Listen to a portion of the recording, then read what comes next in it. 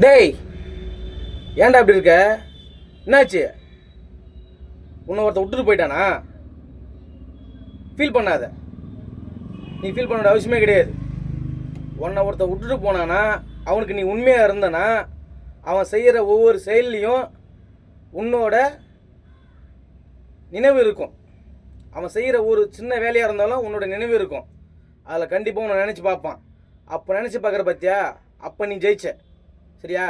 அவன் விட்டு போயிட்டான் ஃபீல் பண்ணுறதை விட்டுட்டு தூக்கி போட்டு வேலையை பாடுறா.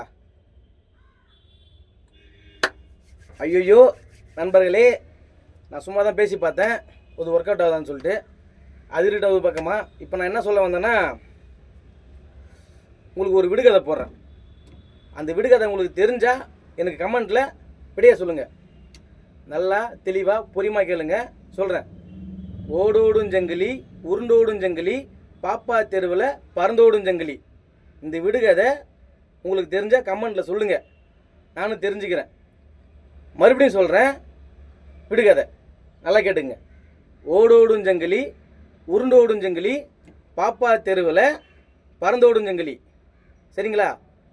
நல்லா கேட்டுச்சுன்னா உங்களுக்கு புரியலனாலும் கமெண்ட்டில் கேளுங்க, நான் எழுதி கூட அனுப்புகிறேன்.